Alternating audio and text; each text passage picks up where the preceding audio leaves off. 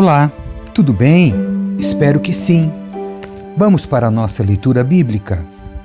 Livro de Daniel, capítulo 7. Visão das 4 bestas. Anteriormente, durante o primeiro ano do reinado de Belsassar, rei da Babilônia, Daniel teve um sonho e visões enquanto estava deitado em sua cama. Escreveu o que havia sonhado e foi isto que viu. Naquela noite, em minha visão, eu, Daniel, vi uma tempestade que agitava o grande mar, com ventos fortes que sopravam de todas as direções. Então, saíram da água 4 bestas enormes, cada uma diferente das demais. A primeira besta era como um leão com asas de águia. Enquanto eu observava, suas asas foram arrancadas e ela ficou em pé no chão, sobre as 2 patas traseiras, como um ser humano, e lhe foi dada a mente humana. Vi então a segunda besta, e ela se parecia com um urso. Levantou-se sobre um dos lados e tinha na boca, entre os dentes, 3 costelas. E lhe foi dito: levante-se, devore a carne de muitos. Em seguida, surgiu a terceira dessas bestas, que se parecia com um leopardo. Tinha 4 asas de ave nas costas e 4 cabeças, e lhe foi dada grande autoridade. Então, em minha visão naquela noite, vi uma 4ª besta, terrível, assustadora e muito forte. Devorava e despedaçava suas vítimas com grandes dentes de ferro e esmagava os restos debaixo de seus pés. Era diferente das outras 3 e tinha 10 chifres. Enquanto eu olhava para os chifres, de repente apareceu no meio deles outro chifre pequeno. 3 dos chifres maiores foram arrancados pela raiz para dar lugar a ele. Esse chifre pequeno tinha olhos como de homem e uma boca que falava com arrogância. Enquanto eu observava, foram colocados alguns tronos e o ancião se sentou para julgar. Suas roupas eram brancas como a neve e seu cabelo como a mais pura lã. Sentava-se num trono de fogo com rodas de chamas ardentes, e um rio de fogo brotava de sua presença. Milhões de anjos o serviam, muitos milhões estavam diante dele. O tribunal iniciou o julgamento e os livros foram abertos. Continuei a observar, pois podia ouvir as palavras arrogantes do pequeno chifre. Fiquei olhando até que a 4ª besta foi morta e seu corpo destruído e lançado ao fogo. Então, foi tirada a autoridade das outras 3 bestas, mas elas tiveram permissão de viver por mais algum tempo. Depois, em minha visão naquela noite, vi alguém semelhante a um filho de homem vindo com as nuvens do céu. Ele se aproximou do ancião e foi conduzido à sua presença. Recebeu autoridade, honra e soberania para que povos de todas as raças, nações e línguas lhe obedecessem. Seu domínio é eterno, não terá fim, seu reino jamais será destruído. A visão é explicada. Eu, Daniel, fiquei perturbado com tudo o que tinha visto e minhas visões me aterrorizaram.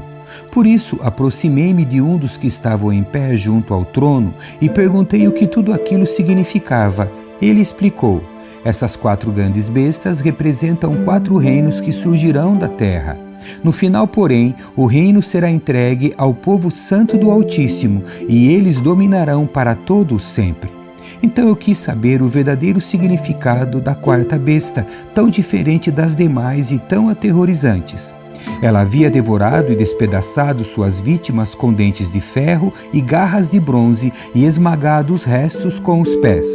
Também quis saber sobre os 10 chifres em sua cabeça e o pequeno chifre que surgiu depois e derrubou 3 dos outros chifres. Esses chifres pareciam mais fortes que os demais e tinha olhos humanos e uma boca que falava com arrogância. Enquanto eu observava, esse chifre guerreava contra o povo santo de Deus e o derrotava, até que o ancião, o Altíssimo, veio e pronunciou a sentença em favor de seu povo santo. Então chegou o tempo de o povo santo tomar posse do reino. Depois ele me disse: a 4ª besta é o 4º reino que dominará a terra e será diferente de todos os outros. Devorará o mundo inteiro, pisoteará e esmagará tudo que estiver em seu caminho. Seus 10 chifres são 10 reis que governarão esse império. Então surgirá outro rei diferente dos 10 que subjugará 3 reis. Ele desafiará o Altíssimo e oprimirá o povo santo do Altíssimo. Tentará mudar suas festas sagradas e suas leis, e eles serão colocados sob o controle dele por um tempo, tempos e meio tempo. Contudo, o tribunal o julgará e todo o seu poder será tirado e completamente destruído. Então serão dados ao povo santo do Altíssimo a soberania, o poder e a grandeza de todos os reinos debaixo dos céus. O reino do Altíssimo permanecerá para sempre, e todos os governantes o servirão e lhe obedecerão. Assim terminou a visão. Eu, Daniel, fiquei aterrorizado por causa de meus pensamentos, e meu rosto ficou pálido de medo, mas não contei essas coisas a ninguém. Capítulo 8. Visão de um carneiro e de um bode. Durante o 3º ano do reinado de Belsazzar, eu, Daniel, tive outra visão depois da primeira. Nessa visão eu estava na fortaleza de Suzã, na província de Elão, em pé junto ao rio Ulai. Quando levantei os olhos, vi um carneiro de 2 chifres compridos em pé junto ao rio. Um dos chifres era mais comprido que o outro, embora tivesse crescido depois do outro. O carneiro dava chifradas em tudo em seu caminho, para o oeste, para o norte e para o sul, e ninguém conseguia detê-lo nem ajudar suas vítimas. Ele fazia o que queria e se tornou muito poderoso. Enquanto eu observava, de repente um bode surgiu do oeste e atravessou a terra com tanta rapidez que nem sequer tocou o chão. Esse bode, que tinha um chifre enorme entre os olhos, foi na direção do carneiro de 2 chifres, que eu tinha visto em pé junto ao rio, e avançou sobre ele cheio de fúria. O bode atacou o carneiro furiosamente e o atingiu com um dos golpes que quebrou seus 2 chifres. O carneiro ficou sem forças para resistir e o bode o derrubou e o pisoteou. Ninguém foi capaz de livrar o carneiro do poder do bode. O bode se tornou muito poderoso, mas no auge de seu poder, seu grande chifre foi quebrado. No lugar dele nasceram 4 chifres proeminentes, que apontavam para as 4 direções da terra. Então, de um dos chifres proeminentes surgiu um pequeno chifre, cujo poder se tornou muito grande. Estendeu-se para o sul e para o leste em direção à terra gloriosa. Seu poder chegou aos céus, onde atacou o exército celestial, lançou à terra alguns do exército e algumas das estrelas e os pisoteou. Chegou a desafiar o comandante do exército celestial ao suspender os sacrifícios diários oferecidos a ele e destruir seu templo. Ao exército celestial não foi permitido reagir a essa rebelião, portanto, o sacrifício diário foi interrompido e a verdade derrotada. O chifre teve êxito em tudo que fez. Então ouvi 2 seres santos conversando entre si. Um deles perguntou: quanto tempo durarão os acontecimentos dessa visão? Até quando a rebelião que causa profanação impedirá os sacrifícios diários? Até quando o templo e o exército celestial serão pisoteados? O outro respondeu: levará 2.300 tardes e manhãs, então o templo será restaurado. Gabriel explica a visão. Então eu, Daniel, tentava entender o significado dessa visão. Alguém que parecia um homem parou diante de mim e ouvi uma voz humana vinda do rio Ulai gritar: Gabriel, explique a este homem o significado da visão. Quando Gabriel se aproximou de onde eu estava, fiquei tão aterrorizado que me prostrei com o rosto no chão. Ele disse: filho de homem, você precisa entender que os acontecimentos da visão se referem ao tempo do fim. Enquanto ele falava, desmaiei e caí com o rosto no chão. Gabriel me despertou com um toque e me ajudou a ficar em pé. Então ele disse: estou aqui para lhe contar o que acontecerá depois no tempo da ira, pois aquilo que você viu se refere ao fim dos tempos. O carneiro com 2 chifres representa os reis da Média e da Pérsia. O bode peludo representa o rei da Grécia, e o grande chifre entre os olhos dele representa o primeiro rei do Império Grego. Os 4 chifres proeminentes, que apareceram no lugar do chifre grande, mostram que o Império Grego se dividirá em 4 reinos, mas nenhum deles será tão grande quanto o primeiro. No final de seu reinado, quando o pecado estiver no auge, subirá ao poder um rei feroz, mestre de intrigas. Ele se tornará muito forte, mas não por seu próprio poder. causará terrível destruição e terá êxito em tudo que fizer, destruirá líderes poderosos e devastará o povo santo. Será o mestre do engano e se tornará arrogante, destruirá muitos sem aviso. Chegará a enfrentar na batalha o príncipe dos príncipes, mas será quebrado, embora não por força humana. Essa visão das 2.300 tardes e manhãs é verdadeira. Guarde, porém, a visão em segredo, pois esses acontecimentos só ocorrerão depois de muito tempo. Então eu, Daniel, fiquei abatido e doente por vários dias. Depois levantei-me e voltei a tratar dos negócios do rei, mas a visão me deixou muito perturbado e não consegui entendê-la. Capítulo 9. A oração de Daniel por seu povo. Era o primeiro ano do reinado de Dario, o Medo, filho de Assuero, que se tornou rei dos babilônios. Nesse primeiro ano, eu, Daniel, ao estudar a palavra do Senhor revelada ao profeta Jeremias, compreendi que Jerusalém devia permanecer desolada por 70 anos. Então me voltei para o Senhor Deus e supliquei a Ele com oração e jejum. Também vesti pano de saco e coloquei cinzas sobre a cabeça. Orei ao Senhor meu Deus e confessei: ó Senhor, és Deus grande e temível. Tu guardas tua aliança de amor leal para com os que te amam e obedecem a teus mandamentos. Contudo, nós pecamos e fizemos o mal. Fomos rebeldes contra ti e desprezamos teus mandamentos e estatutos. Não demos ouvidos a teus servos, os profetas, que falaram em teu nome a nossos reis, príncipes, antepassados e a todo o povo da terra.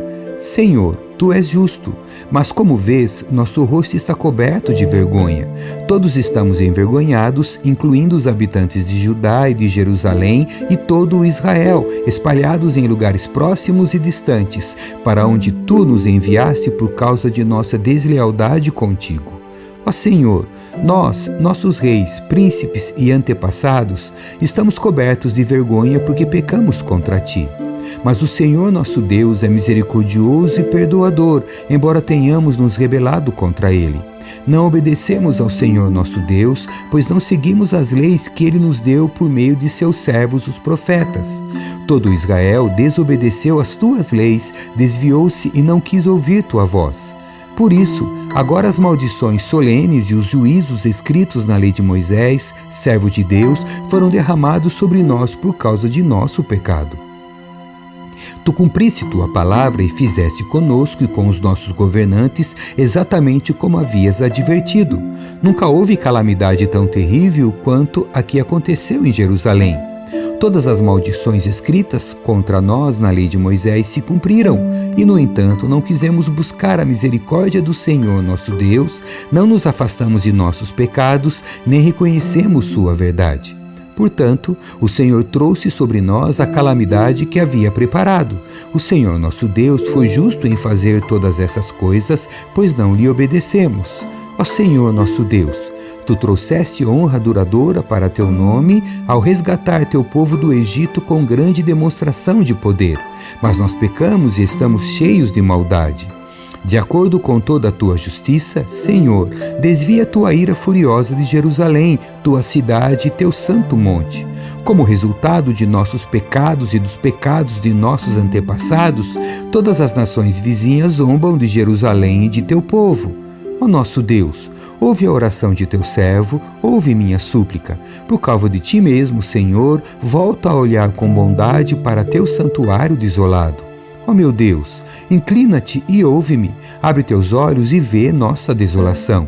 Vê como nossa cidade, a cidade que leva teu nome, está em ruínas. Fazemos esta súplica não porque merecemos, mas por causa de tua misericórdia. Ó Senhor, ouve. Ó Senhor, perdoa. Ó Senhor, atende-nos e age. Por causa de ti mesmo, não te demores, ó meu Deus, pois teu povo e tua cidade carrega teu nome. A mensagem de Gabriel a respeito do ungido. Continuei a orar e a confessar meu pecado e o pecado de meu povo Israel, suplicando ao Senhor meu Deus por Jerusalém, seu santo monte.